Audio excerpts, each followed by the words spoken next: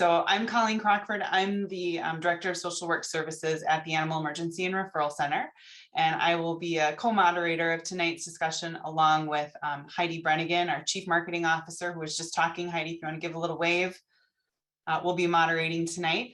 AERC is just so glad to be able to provide this forum for discussion on an important topic for companion animals on this Companion Animal Board bill, which was originally introduced during the 2019-2020 legislative session and then reintroduced for the 2021-2022 legislative session.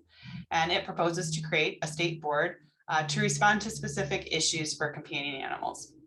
So tonight, our panel consists of three members who support the creation of this companion animal board and three members who oppose it. So I'd like to introduce you to our panel briefly. So our three panel members that are in support of the bill are Senator Carrie Ruud, chief author of the bill and in the Minnesota State Senate. Carrie, if you want to give a little wave there. Thank you. Janelle Dixon, president and CEO of the Animal Humane Society. If you want to give a little wave, Janelle. Awesome, thank you. And Ann Olson, executive director of Animal Folks Minnesota. Ann, would you like to give a little wave? Thank you.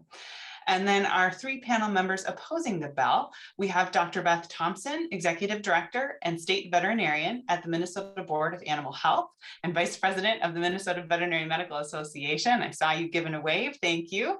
And Dr. Carrie Ruud, small animal veterinarian and owner of St. Paul Pet Hospital. And as we learned, radio personality apparently as well.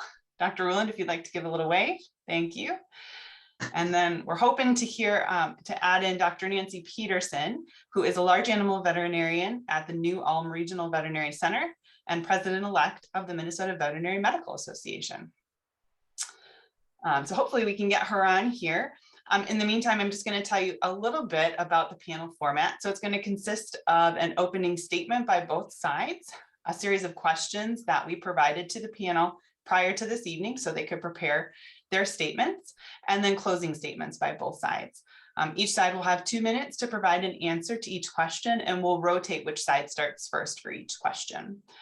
If we've got time at the end, we will take audience questions at that point. So if you have questions as we go along, please pop them in the chat. If we have time, we'll answer those questions on a first come, first serve basis. So please pop them in when you have them so that you can hopefully get that question answered. All right, so for the rest of the evening, I'll be keeping time for the panel so that you guys don't have to, and Heidi will facilitate the questions. And we'd like to begin with our opening comments. So we'll start with the companion, those in favor of the Companion Animal Board to give their opening comments for 2 minutes, and then we'll switch to those opposing the bill. So I will turn it over to whoever would like to get us started on that side. Well, I'll start. I'd be happy to. I'm really excited to be here this evening, and thank you so much for allowing us to do this. I'm Senator Carrie Ruud, and I represent Senate District 10, which is in the greater, well, the beautiful Brainerd Lakes area. I'm the chief author of the bill, but I will tell you this is a very bipartisan bill, and we have members, we have authors on the bill from both greater Minnesota and from the metro area who see the need for this bill. And we did introduce it. This is our 3rd year on the bill. We think that we have listened to the Board of Animal Health and the veterinarian community to make changes to the bill, to make it just what everybody, we've taken their advice and made the changes to the bill to make it what it is today. And we're very excited about that. You know, in the legislature, there's not a place for bills for companion animals. They typically get introduced and they go to the Ag Committee. And we know that companion animals don't belong in the Ag group. They are our heart and our soul for the people in Minnesota. They are part of their family, and they really are not part of the agricultural community. So that's why we're so passionate about this board that takes in consideration that they are our companions.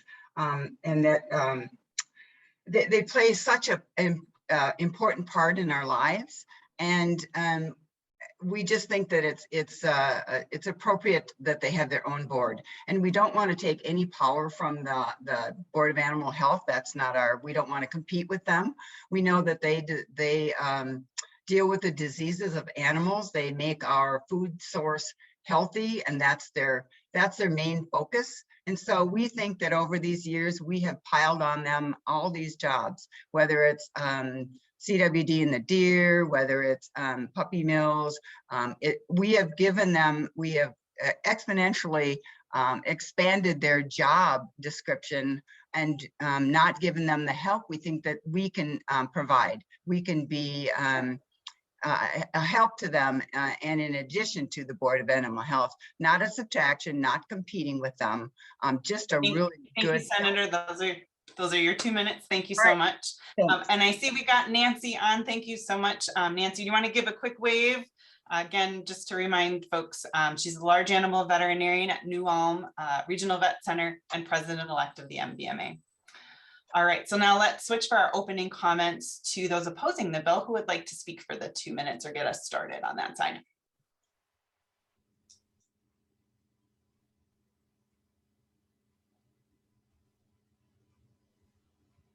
We're all jumping forward at once there. I can go ahead and go, and I don't know that I'll take up the 2 minutes. Everybody, thank you.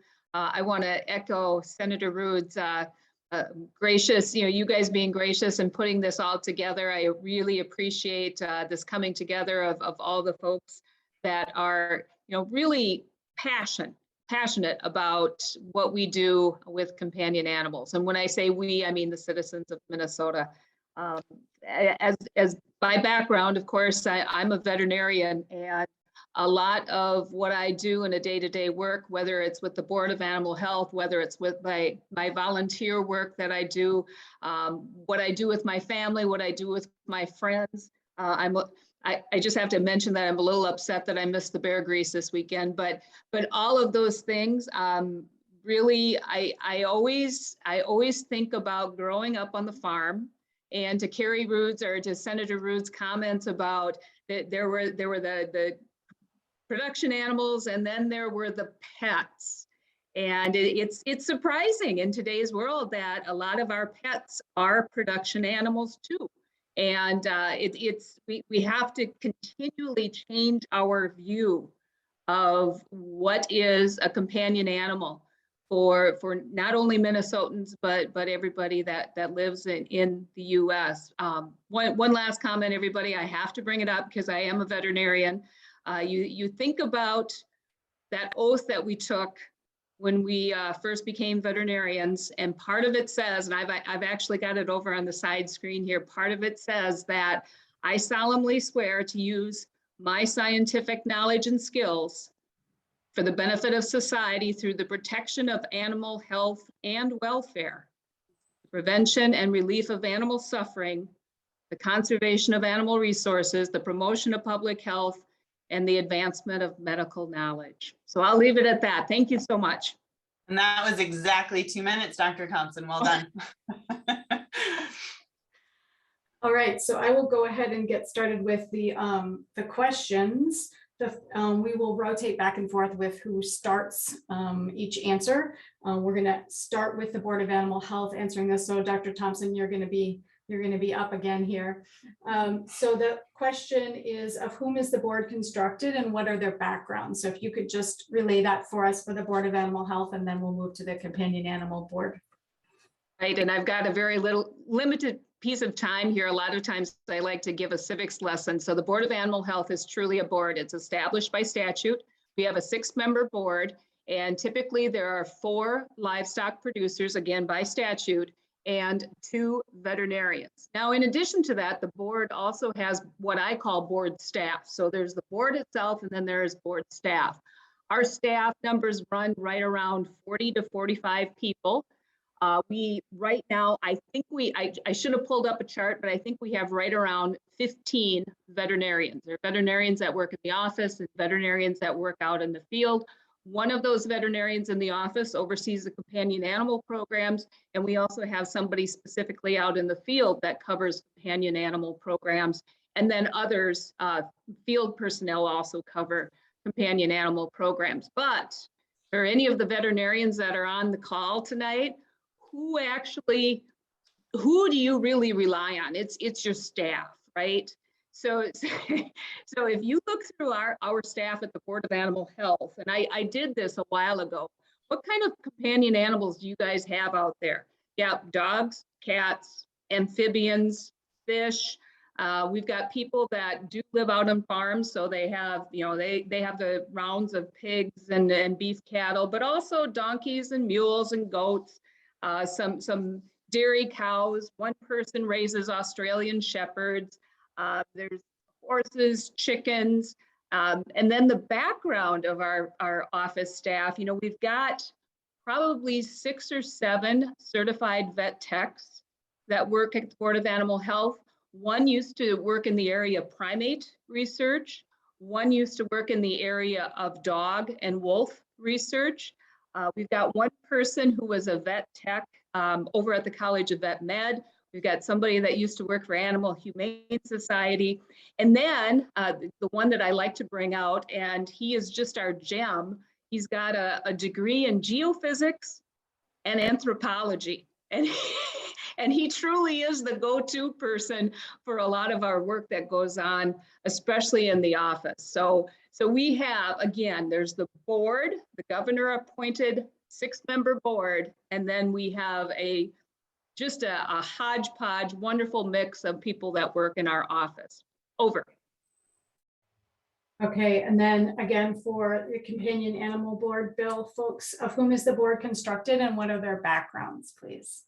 I think we'll pass this over to Anne. As long as we just have 2 minutes, she can probably be more succinct. Yes, hi, thank you. And thank you again for allowing us to speak about this. The Companion Animal Board, actually, one of the core objectives is really inclusiveness. We'll have a 13-member council, 13-member board, of which all of the board members will be appointed by the governor, just like any other state board. Now, one of the reasons for 13 members is really to be able to present different perspectives and different professions, different skill sets. So it would be everyone from, just to list a couple here, obviously 2 veterinarians representing companion animal health. The Companion Animal Board members are 100% dedicated. They will have 100% knowledge or expertise with companion animals. So 2 veterinarians, one also from College of Vet Medicine, 1 seat from the Board of Animal Health, so there can be collaboration when it comes to disease matters. Also, 2 from animal shelters, 1 from Greater Minnesota as well as metro area, to be able to get shelter medicine and discussion of that. 1 from a qualified animal rescue, 1 from a county or municipality, because so many local issues can impact companion animals well, and animal control officer, not cruelty, but dealing with traditional control, animal control situations. 1 dog breeder, 1 person, this is really exciting too, somebody who is skilled within the animal-human bond and the relationship of animals with humans, and then also 2 board members. So the point again is inclusiveness, representing the animal welfare field and all the different professions together with the animal-human bond, all dedicated 100% to knowing and having experience within companion animals. And am I at 2? You are perfect at 2. Thank you, Anne. Thanks. Okay, the next question. So the Companion Animal Board folks will go first.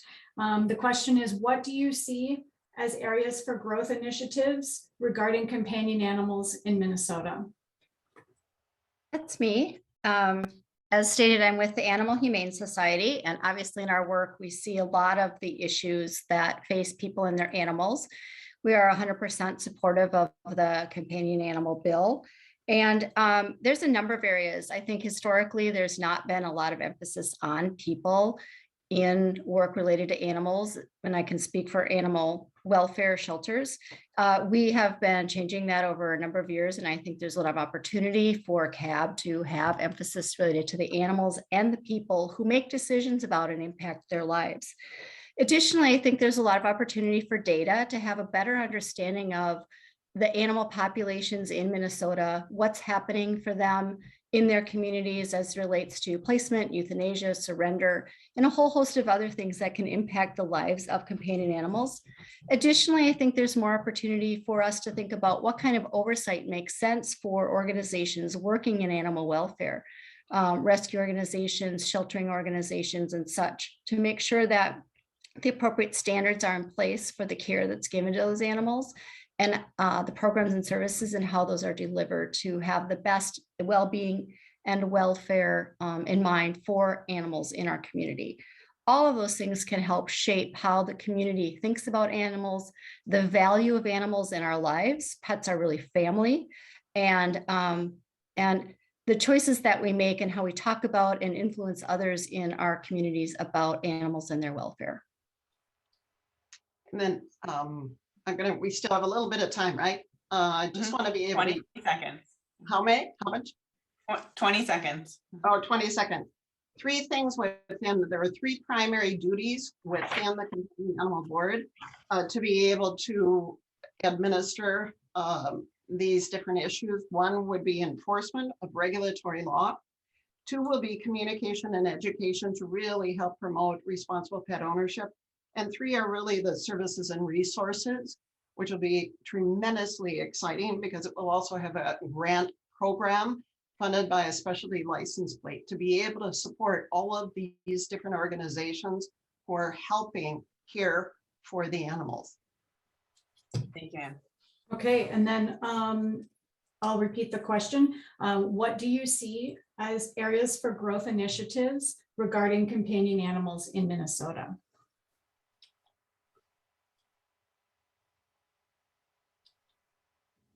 Beth, would you like to take me out? Let me take this one.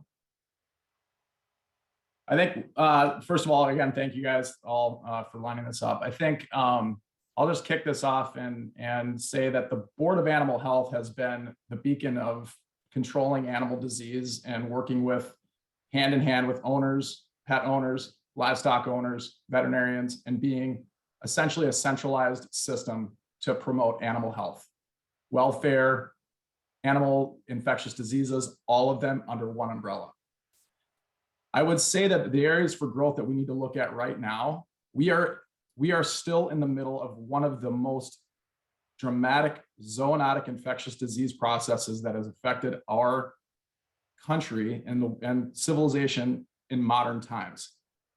I think that we need to really think strongly about the science we need to pour back into controlling infectious diseases and knowing what we're going to do in the face of that, and making sure that we do not undermine the board and the current board's ability to do that.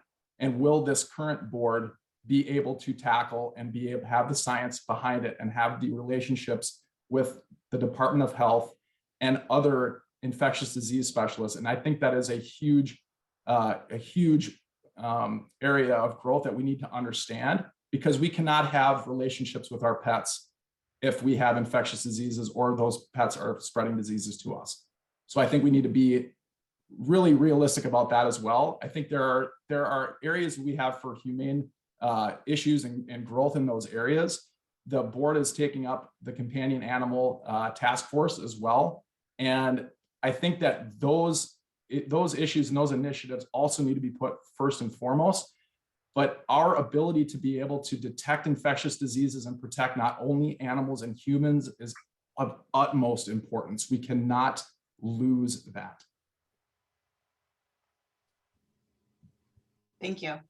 Many good points there, Eric.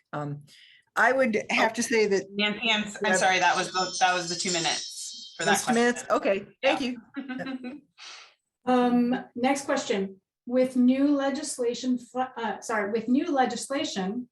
comma, funding is generally a topic of interest. Please discuss how the companion animal board activities will be funded and any concerns with funding, and we'll let the anti-board people begin with this one.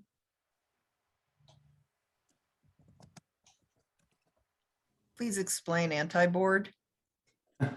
The people who are against the companion animal board bill. Sorry, I should have clarified for you.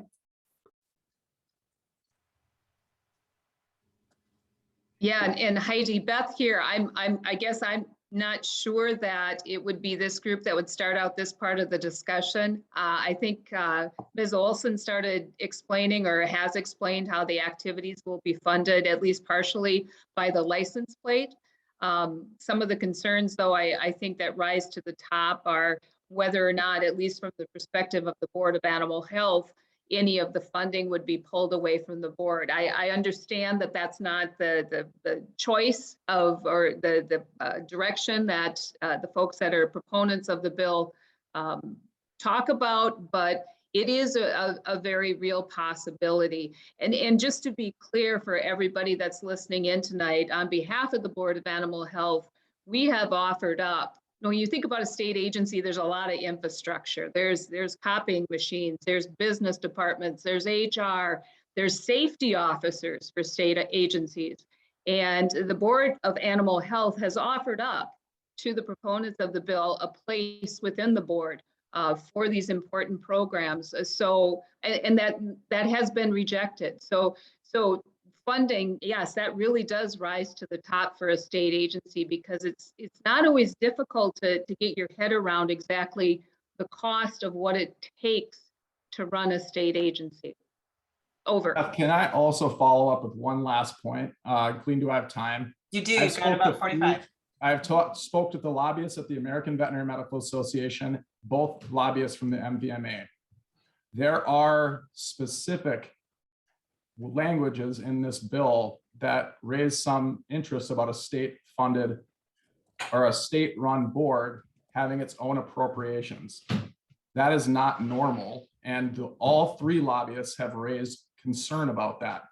I also want to make sure that everyone is very clear on this call that the lobbyists and experts from the American Veterinary Medical Association and the Minnesota Veterinary Medical Association, VMAs that are highly regarded, have told us as constituents to not support this bill, to stay away from it. I want everyone to be very clear about this. Okay, I'll repeat the question. With new legislation, funding is generally a topic of interest. Please discuss how companion animal board activities will be funded and any concerns with funding.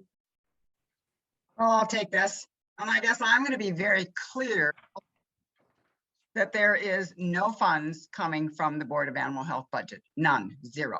It was never our intention to do that. It's not in the bill. And so the Board of Animal Health comes out of the ag budget. This does not come out of the agriculture budget whatsoever. It is coming out of the state government finance bill and elections budget. Companion animals are not an agricultural product. They don't belong in the agricultural budget. And so the funding would not come from that or the Board of Animal Health. And we've been very clear of that from the very beginning. And so I want to clear that up because that's not where it comes from. And so we've also put forward the board, the CAB would get funds from, we put forth the specialty license plate. They've done a fiscal analysis of that, and it brings forward enough funds to help fund that. And they also are able to get grants and gifts and contributions from other sources. And they also have to, I know there's been some, oh, we're going to get a big $1 million from some group and we're going to be beholden to them. And that's just a bunch of nonsense and phooey, because we are under the state statutes of where the contributions would come from. It would all have to be transparent. And so I just want to make very clear on that, because that's a very tiresome old story that's not true. So that's where the funding would come from. It's very transparent, general funds, and not the ag budget, not the Board of Animal Health, and their funding is not in any way in jeopardy. Thank you. Thank you. So along the same lines, but a slight different question,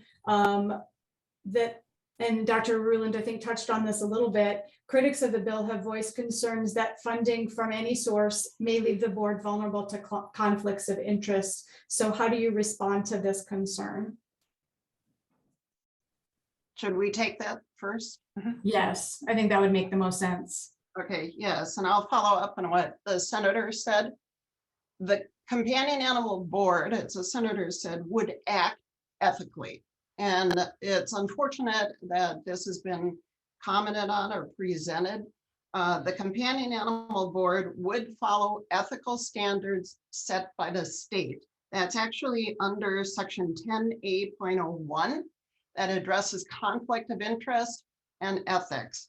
And that actually is the same procedure that the Board of Animal Health must follow, as well as other state boards, even legislators. There are no exceptions. So this Companion Animal Board would act and operate in the highest standards, just like any other board.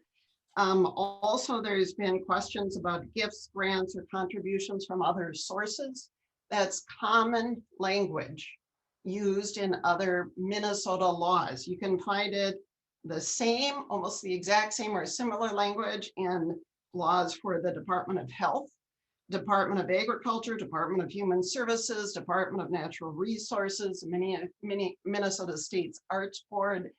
It's a way and in discussion about how to raise revenues. It's part of being innovative and creative and giving options to a board to raise funds, like even to get grants from the federal government. So all of this, from the general fund to the grants to especially license plate, is really to think innovatively how to bring in additional funds to support the duties and powers of the CAB. Thank you, Ann. Thank you. Opponents to the bill, would you like to answer the question or speak about it? I'm gonna just take 30 seconds. I want to make sure that we understand the difference between a state-run board and a state-run department. State-run boards cannot have special interest donors. That's first and foremost. Secondly, the board has a hard enough time trying to appropriate its own funds just to protect the citizens of the state from zoonotic and significant diseases. We are in a surplus right now, so we're in a very fortunate position. I am still curious as to, we have to go and grovel every year for funds every year to the state. How will the Companion Animal Board be able to do that? I'm not sure. And I think some of these, we cannot say that large scale donors or donors that are giving directly to the board would not have influence and impact. I don't know that that's true, but our board, the Board of Animal Health, does not take special interest dollars. Yes, I will chime in on that. The current board cannot take dollars from anyone it wants. And I am concerned that once the Minnesota Board of Animal Health, as it exists now, has, once they take part of their responsibilities and shift them somewhere else, I'm very sure that the ag budget will shrink because they will see it as fewer duties. They don't need to give them as much money. And I'm concerned that we will then have two boards that will both be underfunded, and neither board will be able to do what it really needs to, nor what we would expect it to. Yeah, the departments do have different rules and regulations than the boards do. That's a very different section of government. Yeah, like you say, we're in a surplus right now, but it's not going to stay that way. It's just not the way it's going to happen. Thank you. Thanks, Dr. Peterson. All right, next question. And we'll start with the bill opponents. From your perspective, how will the Companion Animal Board impact the roles and functions of the Board of Animal Health?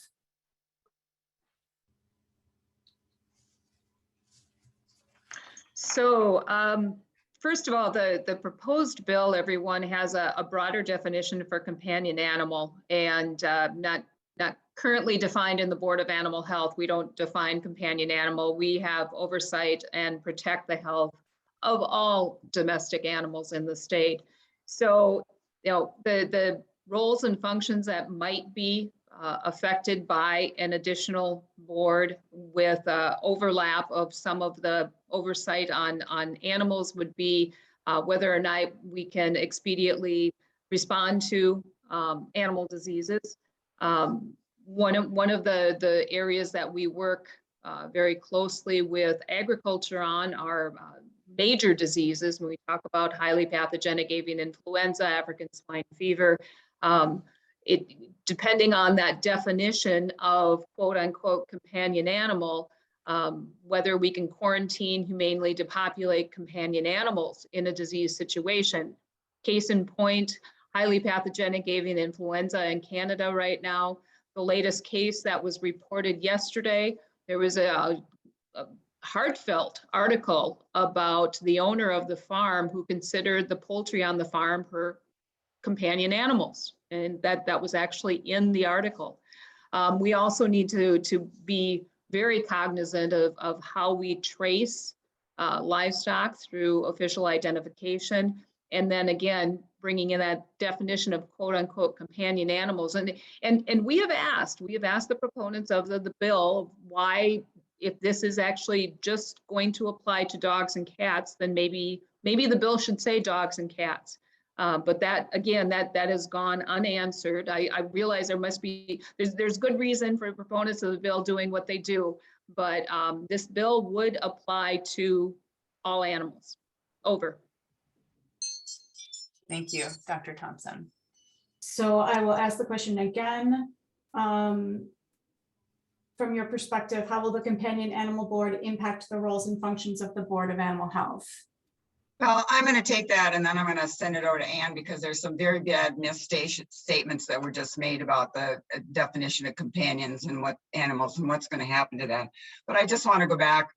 I think the legislature would be very surprised to hear that the Board of Animal Health comes before them to grovel every year for financial help. So I respect the Board of Animal Health. I think they do a phenomenal job in the state of Minnesota, and I don't think they come before us to grovel for money. I think we highly value them and what they do for the state of Minnesota. So I think companion animals have changed over what we think about. We have rescue animals, companion animals, we have service animals, we have therapy dogs, we have we have the social workers work with animals. It's changed. But with that, I'm going to give it over to Ann because I think that the comments before really need to be addressed. Yeah. Dr. Thompson respectfully had raised and had said that it was about dogs and cats. The Companion Animal Board is not about dogs and cats. I know that was suggested by the Board of Animal Health to just make it about dogs and cats, but companion animal by definition and law is much broader than that. And it can be a lot of different species. The pet industry, if you look at the statistics, may be dogs and cats, but it also can be the pet hamster, the pet ferret, or the pet parakeet, which is all the more reason to have a board that's dedicated to these different species and as companion animals so that they take the priority versus being under a board that deals primarily with livestock or has livestock backgrounds and is focused primarily on disease, which is so important. In fact, that's the whole point, to free up the Board of Animal Health to get to animal disease and allow the Companion Animal Board to deal with so many issues that are coming up for companion animals. Thank you. Thank you, Ann. Okay, next question. I'd like the pro-bill people to cover this one first, please. Please describe the impact of the proposed transfer of the two pieces of legislation that have to do with companion animals that you're proposing the purview of those transfer from where it currently resides with the Board of Animal Health to the Companion Animal Board, and that is the dog and cat breeder law and the kennel and dealer law. So please describe the impact of that proposed transfer, if you would. Well, I believe it will have a positive impact, but I think Ann or Janelle that deal with this directly daily are probably better to answer that question. Sure, I can make a couple of points and pass it over to Janelle. Just a couple of examples. Rulemaking for the dog and cat law, breeder law. The Board of Animal Health never did the rulemaking. So now the Companion Animal Board will have the opportunity to do rulemaking for the dog and cat breeder law, Rulemaking allows for better discussion with public input to be able to really look at specific terms in a law. That creates better, more effective, more efficient enforcement of the law. So that's a big one. The second one, again, has to do with who sits on the board. There are going to be 2 members on the board representing shelters and shelter management. That is going to be incredible because they'll actually be able to give input, and Janelle can speak to that, about the kennel and dealer law and how are the processes and procedures and inspections conducted. The third quick point, also the veterinarians and others who are truly understanding companion animals, not just from a disease perspective or biological functioning, but also the psychological and social well-being of the animal. That's what's going to be so exciting, because these veterinarians will be on the cutting edge. They work with companion animals. They'll be able to give input to all the processes and procedures. Janelle? Right now, we cover humane investigations throughout the state, and the lack of rules for the breeder bill has an impact on what we're able to do, how effectively we're able to identify the challenges and work with people to resolve situations. And again, the emphasis is really about the welfare and well-being of companion animals. There is no effort, desire to have any of the work associated with disease control and management. That is the Board of Animal Health's work. And the stuff that the Companion Animal Board can focus on is really about the well-being and welfare of companion animals and how we can support that in collaboration with the Board of Animal Health and other organizations. Thank you, Janelle. Okay, I'll repeat the question. So for those opposed to the board bill, please describe the impact of the proposed transfer of the dog and cat breeder law and the kennel and dealer law from the Board of Animal Health to the Companion Animal Board. And I just have one quick, probably 3 sentences, and then I'll turn it over to my the other 2, Eric and Nancy. So first of all, the Board of Animal Health works with commercial dog and cat breeders, licensed kennels, to ensure compliance with current regulations. There were no rules. Ms. Olson is correct. There are no rules that were put in place because of the specificity of the statute for commercial dog and cat breeders. I invite everybody to go to our website and look at the policies and veterinary protocols and all of the work that the board has done with the commercial dog and cat breeders. And then one last comment before I turn it over. Ms. Dixon, I was not aware that there are compliance issues that you aren't able to enforce. So after this meeting, I'd really appreciate a call and you can let us know what those are, because I haven't been made aware of them. Thank you. For sure. I guess I will chime in for the second part of this.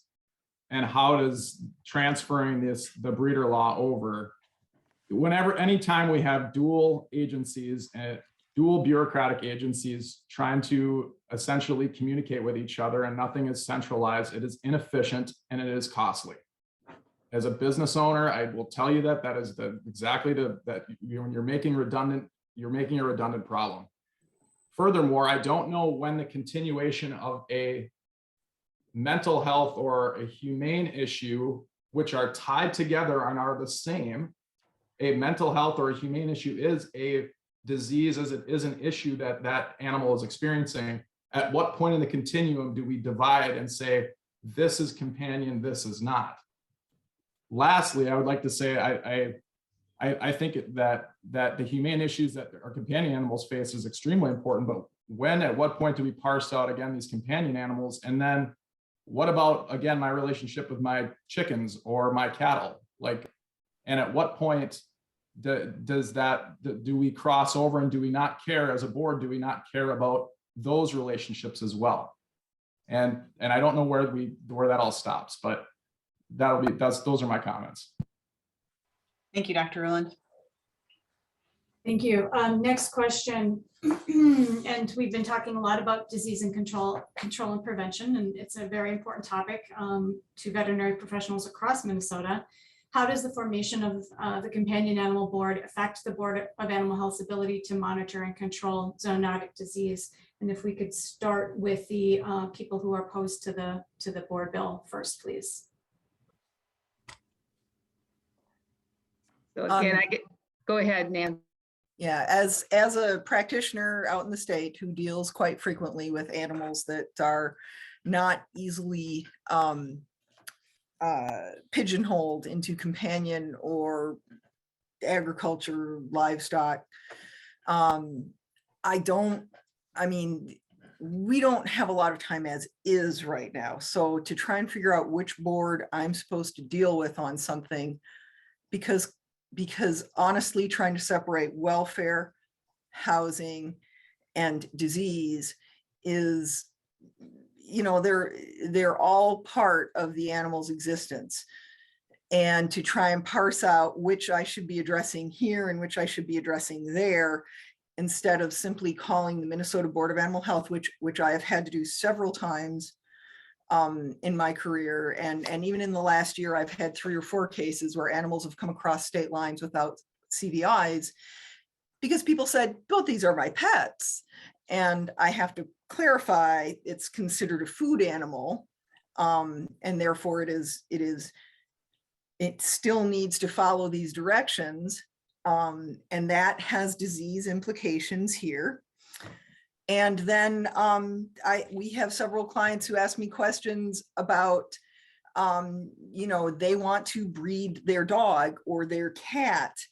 And then that animal then becomes a production animal. They're going to be breeding them and housing them and selling the offspring, hopefully, in a responsible fashion. How that to me just makes it very difficult to parse out this animal's a companion animal and this animal's a production animal, and ne'er the twain can mix. I think that this creation of this board will make it very difficult to keep track of disease and to help control it. And it will just give us 2 boards involved. Yeah.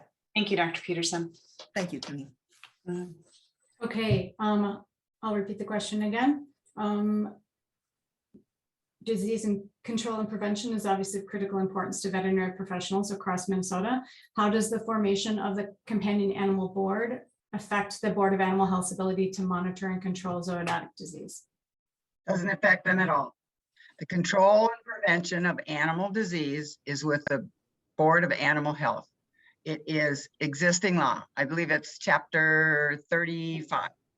And the Board of Animal Health oversees all dangerous animal diseases. And the CAB has no interest whatsoever in dealing with the diseases. That is for the board. That is for the Board of Animal Health. And nothing in this bill changes that. So Janelle, would you like to speak to that? Yes, reporting known disease is in statute. Veterinarians know that. The veterinarians and staff at Animal Humane Society are well aware of that and use and have a defined process for doing reporting to the Board of Animal Health. And, the existing law does not change where that responsibility lies and how that gets addressed. And I think that the Companion Animal Board really only as a way to have additional effective communication about those diseases when it's related specifically to companion animals, that we have an opportunity to share that information with the public to bring greater awareness.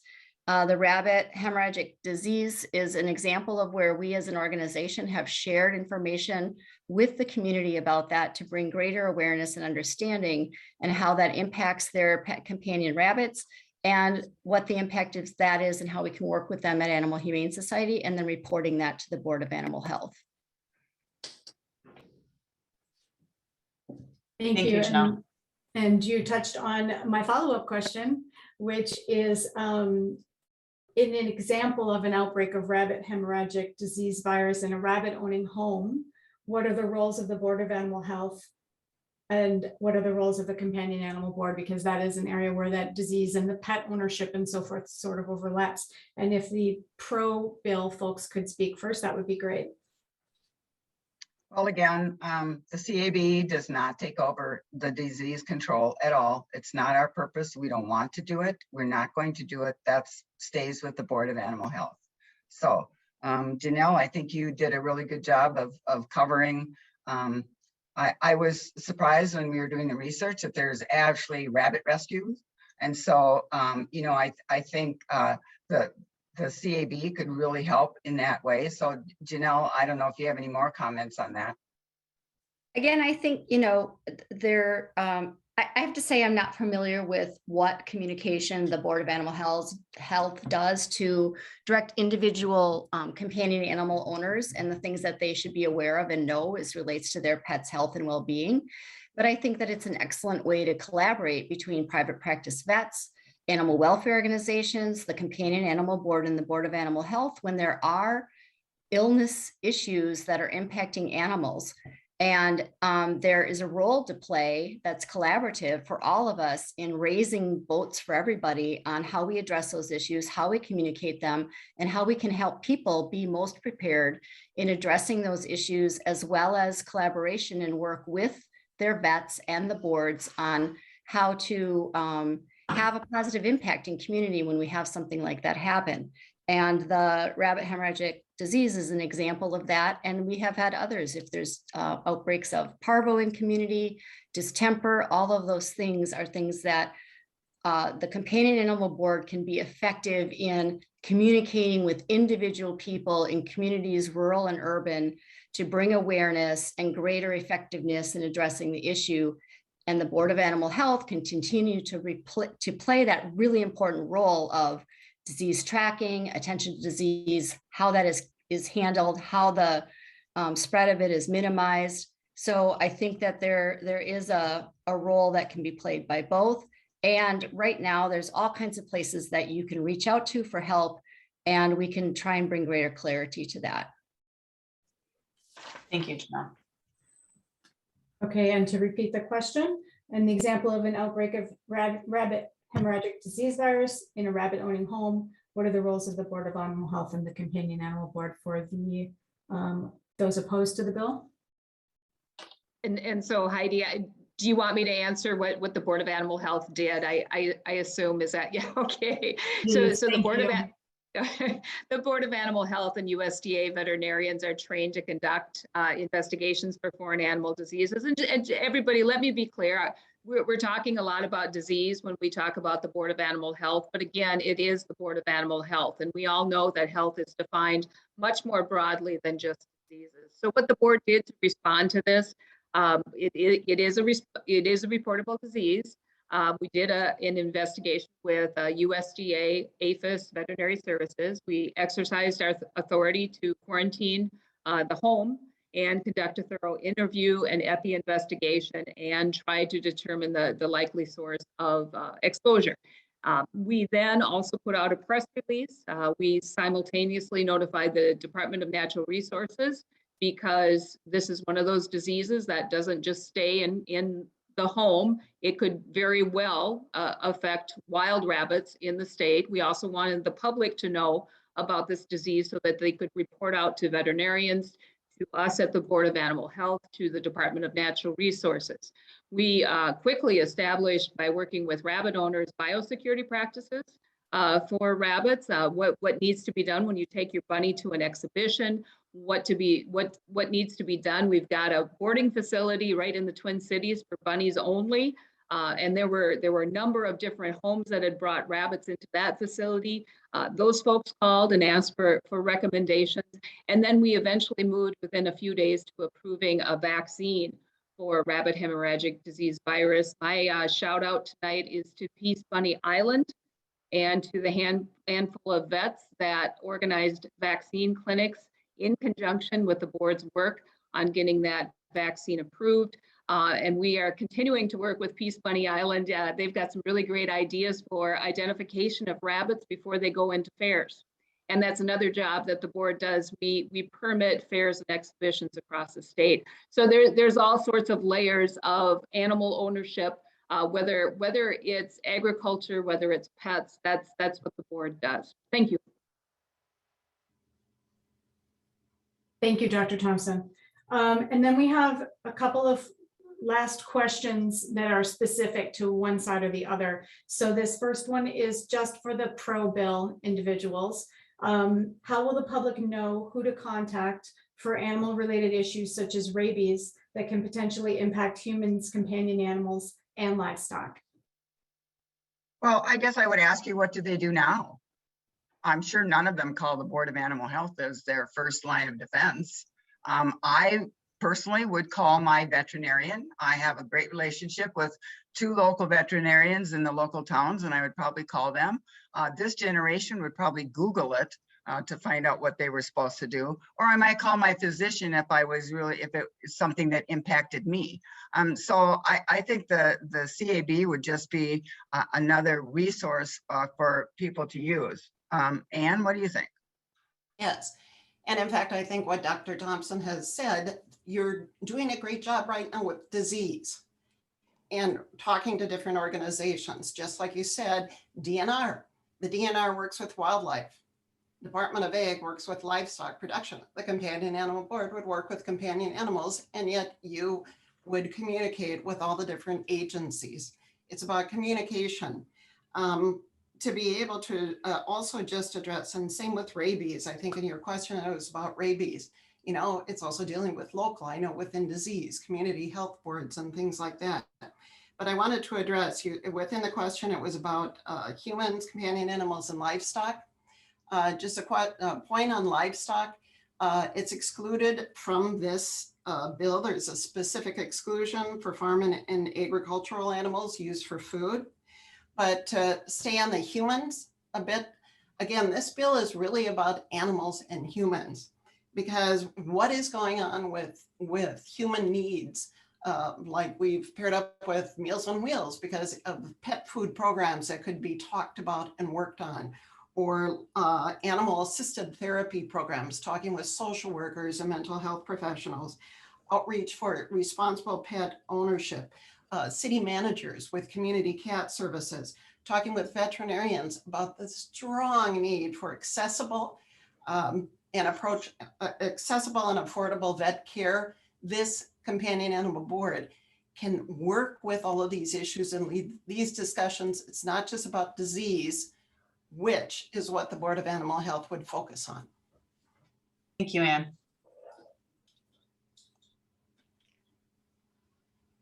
Thank you.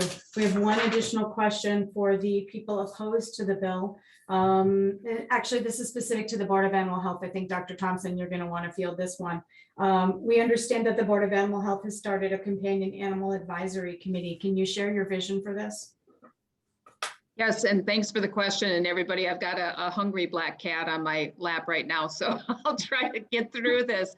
MVMA, the Minnesota Veterinary Medical Association, came to the Board of Animal Health, requested that we consider a task force looking at some specific companion animal issues. Our board, and this was 2 board meetings ago, unanimously asked or passed that motion for this task force. So first of all, and I've got a list here, the task force will work between MVMA and the Board of Animal Health to address concerns from Minnesota veterinarians regarding dogs and cats imported from other states that are not examined by a vet prior to the import and or are affected by genetic, contagious, or communicable diseases. Secondly, identify zoonotic diseases of concern that can be introduced and spread through the act of importing dogs and cats. Number 3 was estimate the number and type of organizations frequently importing dogs and cats into the state. And then number 4, review our state import requirements for dogs and cats, develop recommendations for the board for possible additional import requirements, and develop recommendations for the Minnesota legislature to decrease potential zoonotic disease risks. So this is a part and parcel of what the board does. We like to gather the information, gather the data, identify the need, and then address the need. So that was the task force that was established just a couple of months ago. Thank you. Thank you so much, Dr. Thompson. We are running a little bit short on time, but if our panelists agree, so we have our closing is all we have left this evening, which is 2 minutes each. If you'd like to stay on, we've got currently 2 minutes left in our time. If you're all in agreement to go over by 2 minutes, then we can give you the full time for your closing statements. And if that's In agreement with everyone? Yep. Okay, I'm seeing head nods, so we're going to continue on.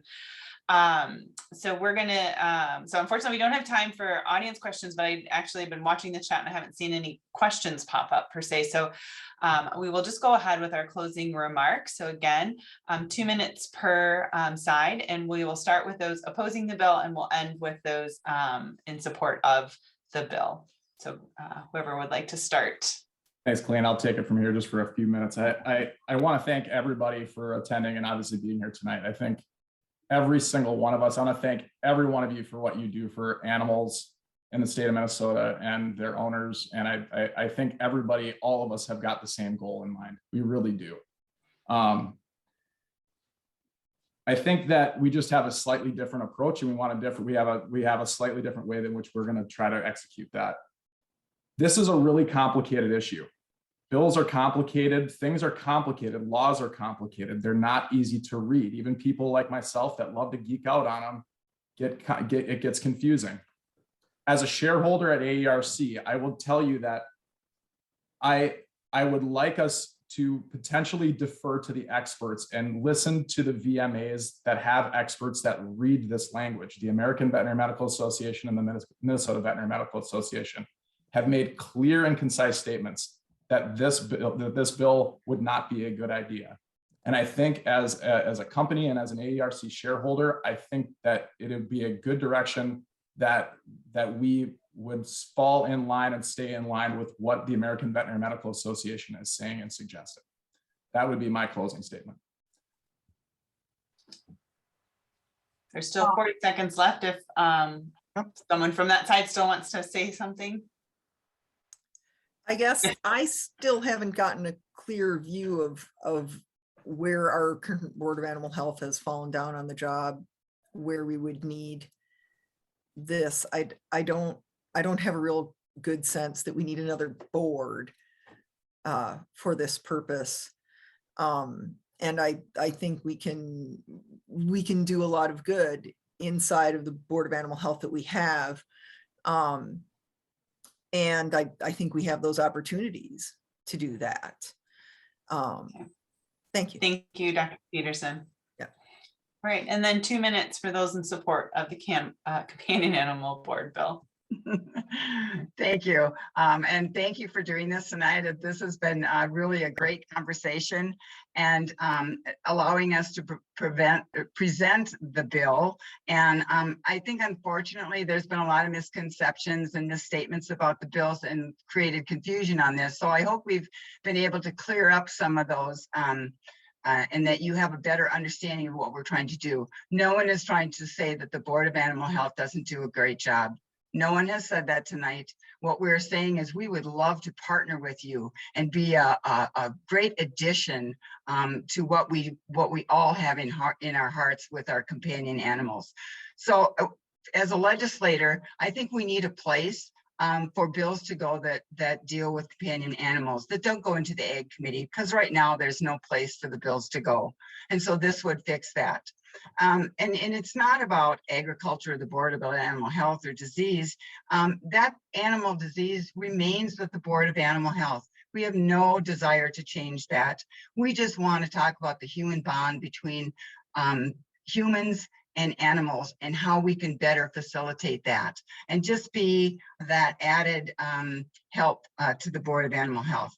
And our purpose is to provide leadership and expertise specific to companion animals. And we think that that's needed. And we're not saying that the Board of Animal Health has done a poor job. Quite the contrary, they do a great job. But when there's an outbreak, their focus is on the outbreak for the food in the state of Minnesota and the animals. And the other thing, and that's what they should do. But we don't want the other things to not be a focus while they go through. I was here when we had the bird flu pandemic in 2012, and it was horrible. And the focus of the Board of Animal Health was on that specifically, as it should be. But we don't want other things not to have a focus while those pandemics and those horrible diseases come into our state. And so I think that we have a website. I'd love to, anybody have a question? And so just thank you. And I hope we've cleared up the misconceptions about this bill. And I hope you all have a great evening. Thank you so much, Senator. So as we close out our evening together, Heidi's going to pop a link into the chat and we're going to do a quick screen share. For those of you who are interested in making your voice heard, whether you are opposed to the bill or whether you support the bill, kind of the way to make your voice heard and advocate whatever opinion you have is to reach out to your state senator or state representative. We have a link here, if you don't know who those folks are, where you can pop in your zip code and find out who your state senator and who your House representative is, so that you can reach out and contact them and share your thoughts as this legislative session gets underway, and hopefully this bill gets an audience to have the opinions heard on both sides. I do want to echo what Dr. Ruud and Senator Ruud has said, in that I'm just so very grateful for all of our panelists this evening. It's wonderful to see so much passion for companion animals, regardless of the view and the position you have. It's very exciting to have so many people that are passionate and really want what's best for these pets to come together tonight. And for all of you on the call listening, obviously you're passionate about this too, or you wouldn't be here. So just want to send a very heartfelt thanks to all of you for participating tonight in our panel discussion. Any other closing remarks, Heidi, before we send everyone out into the world? I think it's great that so many people show up to listen to a legislative issue on a Wednesday evening. So again, we appreciate it. And thank you so much to the panel and for everybody in attendance. Have a good evening, everyone. Thank you. Thank you. Thank you.